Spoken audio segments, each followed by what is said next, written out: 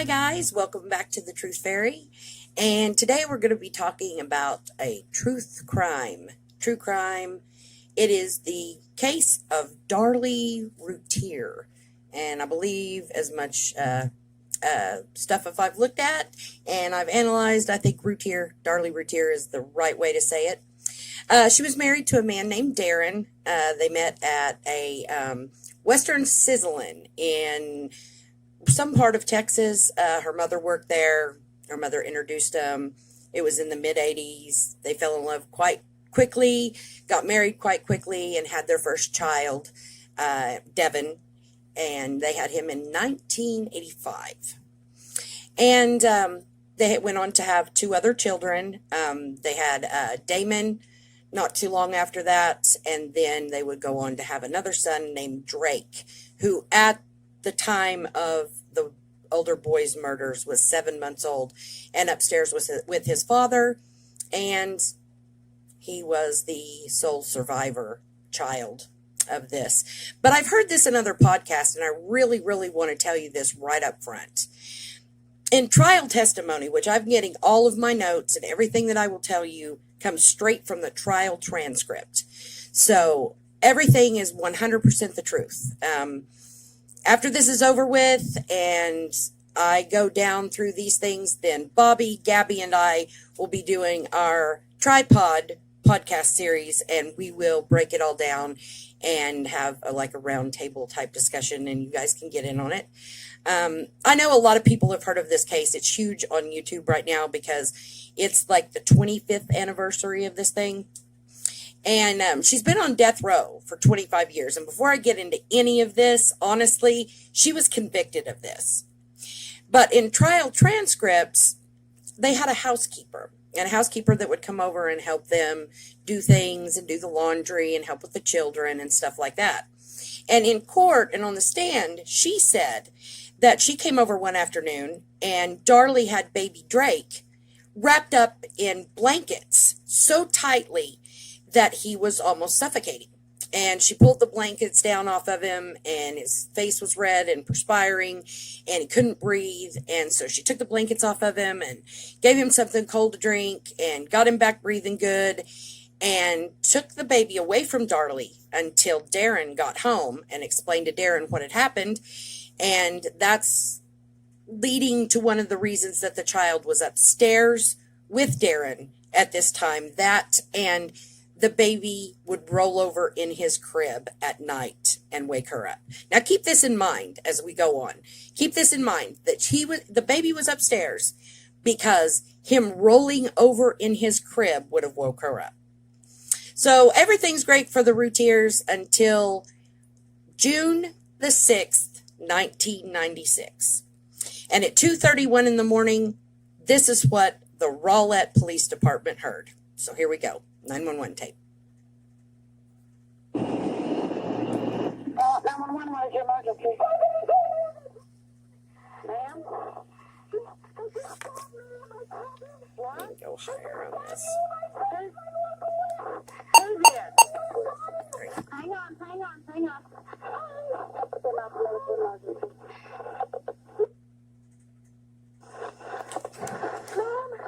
Unknown medical emergency, 5801 Eagle Drive. Ma'am, I'm trying to get an ambulance to you. Hang on a minute. What's going on, ma'am?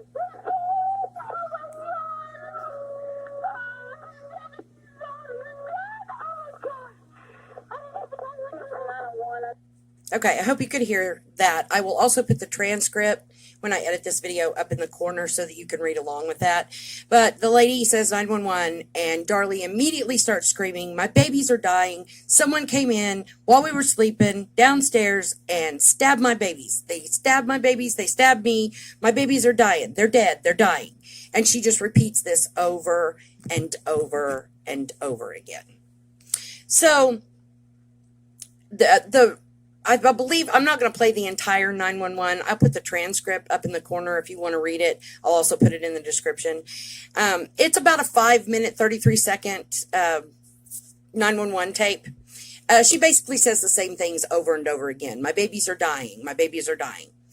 So in the trial, there was a analyst that came in and listened to the entire 911 tape, but took background noise out of it and just put it to its the basic parts of what the 911 tape was, and said that he could tell that Darlie was going in between rooms, like from one room to another, not staying in any one room very long.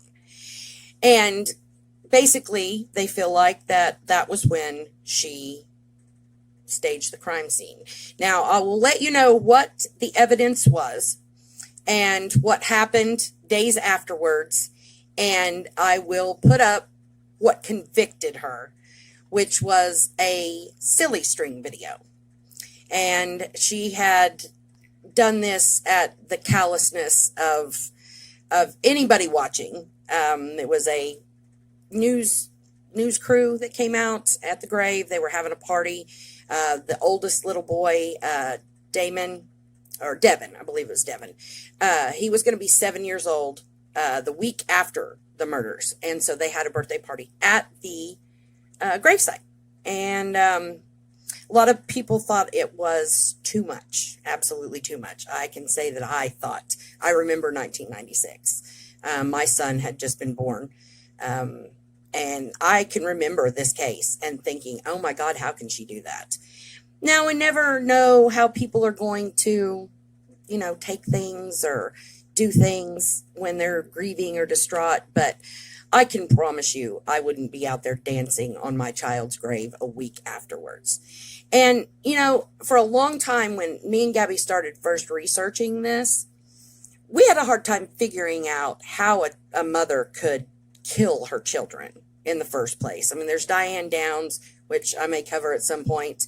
There's the Smith lady that drowned her two little boys. And this was actually a year after the Smith lady. I forget her first name. I haven't researched that at all. But Susan Smith. She drove her car into a lake with both of her children in the back seat, and they drowned. And it was crazy. Everybody was behind her, and then she confessed to it. Now, the difference is, it is 25 years later, and Darlie Routier still professes her innocence. And there's a big backing behind this lady. There's a lot of people that think she's innocent. I've looked at too much. I've read too much of the court transcripts. I've watched too many documentaries. I have been nonstop for the last month. Is all I have done is this case, so that I could get everything I say true and correct and right. And I didn't believe she did it for a while. I was just like, I don't know if I had been on that jury, if I would have had enough to have no reasonable doubt whatsoever. I do now. I have no reasonable doubt. If I was on that jury, I would convict her, and I would convict her in a heartbeat. So let's go through some of the evidence. First of all, this is what she said happened. She said that she woke up to her little boy on her shoulder saying, "Mommy, mommy." He had already been stabbed. The oldest one had been stabbed and was deceased. And she had her throat slashed and had defensive wounds, and she woke up to her little boy saying, "Mommy, mommy." She did not wake up to getting her throat slashed. She does not remember that. She says clearly in several interviews, "I don't remember. I didn't wake up until my throat had been slashed." So that's why I said earlier, if you can hear your little boy rolling over in his crib and you got to sleep downstairs to get away from that, I feel like you might have heard an intruder stab your children and then cut her neck. I don't think you could sleep through that. Now, that's my opinion only. A lot of people say she has traumatic amnesia, so go for that, whatever you want. And I just don't feel like that you could sleep through something like that. We'll see. I don't know. She's either going to get this last appeal and she's going to get another trial, or they're going to set her execution date and they will execute this lady because she's been on death row for 25 years. And this is what a lot of the evidence against her is. They started very quickly after the ambulance showed up. The one little boy was deceased, had been deceased for a little while.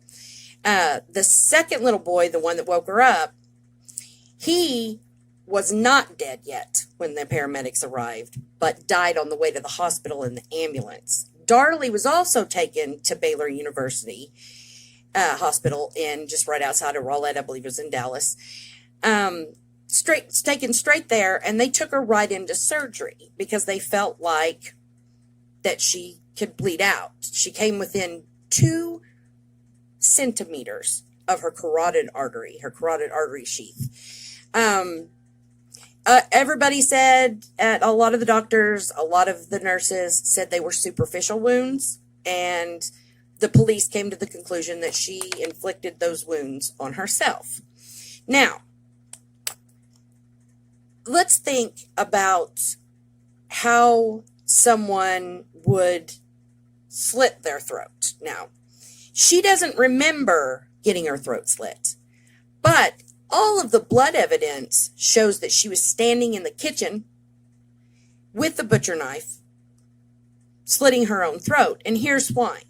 They did DNA evidence on the knife, and it only had the youngest boy, Damon, and Darlie's blood was on that knife. There wasn't any from Devin, which was the older child that was already deceased when paramedics got there. And when they did all of the crime scene analysis, what it looked like she had done is stabbed the older boy, Devin, then stabbed Damon, then went to the sink and washed their blood off of the knife, then slit her own throat, gave herself the defensive wounds, and she realized the youngest one, Damon, I'm sorry, I get them mixed up. Damon was not dead yet. So she went over and stabbed him 2 more times. He had 4 stab wounds. The other child only had 2. So she finished him off, and that's why when they did the DNA analysis on the knife, there was no blood from the older child. It had been washed off in the sink, and there was only Darlie's and Damon's blood. They also did a luminal test on the sink, and she had cleaned up. There was just a ton of cleanup around the sink. She said the reason for this was because she was getting wet towels and putting them on the boys. Now, in the trial testimony from the first 2 responders, the first 2 police officers that showed up at Eagle Drive that night, said that there were no towels on those boys. And they asked Darlie repeatedly, please help your child. Please help your child. She did not. There was 1 wet towel, and it was on Darlie's neck. She was only attending to her own wounds. She didn't help the boys. There were no towels taken into evidence. She said that there's all these towels that she was going back and forth wetting, and that's why it was the way that was and why it looked cleaned up.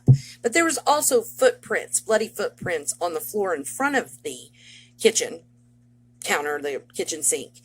And those were wiped up too. So she did quite a bit of cleaning, and it looks like cleaning. I mean, I will try to find the luminal test and show you how. I mean, it just looked like a real quick, real fast cleanup job. So anyway, there's that. And there was also a broken glass, which is what woke her husband up upstairs. And he came down and tried to do CPR on the one child and realized he was already dead, tried to do CPR on the second child, and paramedics showed up and they took over. There was no blood on top of this glass. This glass was shattered on top of blood evidence. So if it happened before Darlie ran and chased the intruder, which is what she said. She said she saw a man, and he had a dark clothes and a dark cap, and he was walking out through the utility room.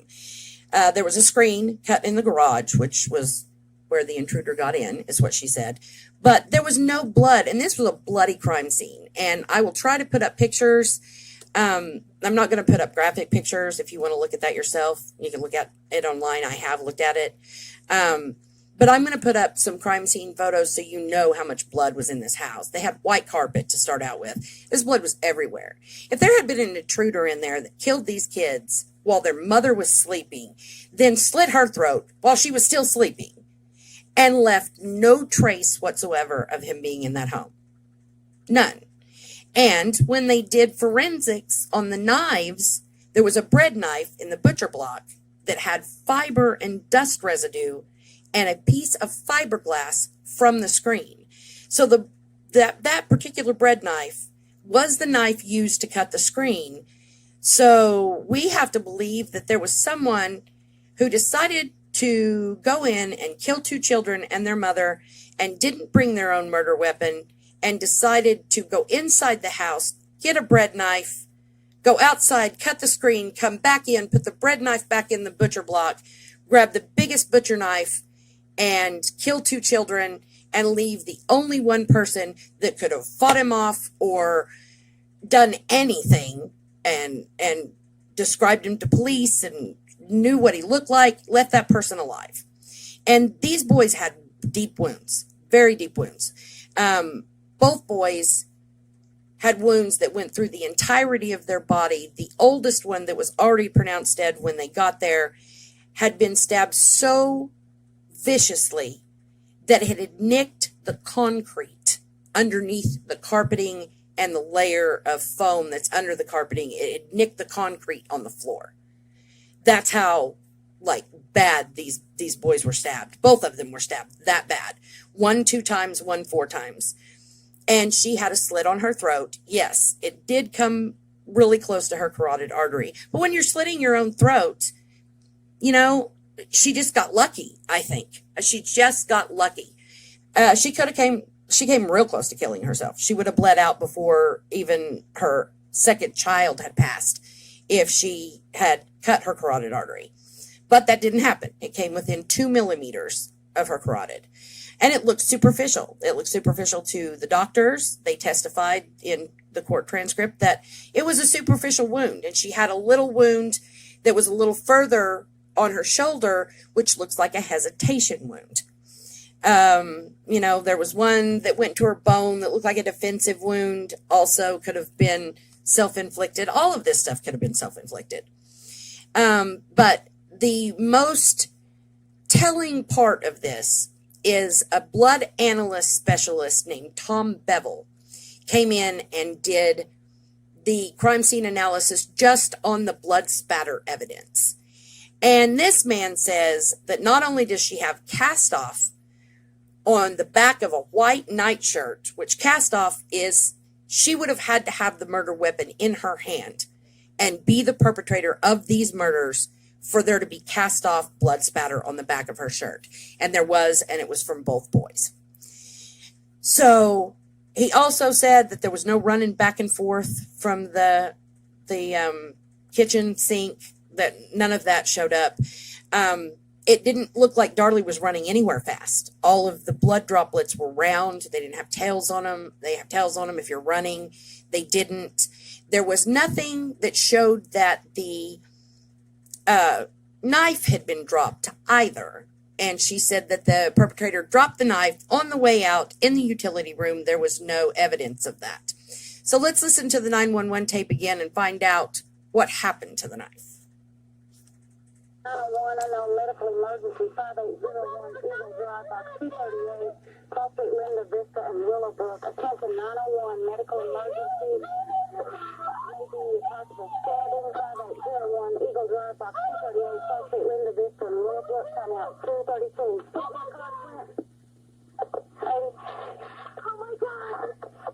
Units going toward 6801 Eagle Drive, 5801 Eagle Drive, the sheriff of Luminal.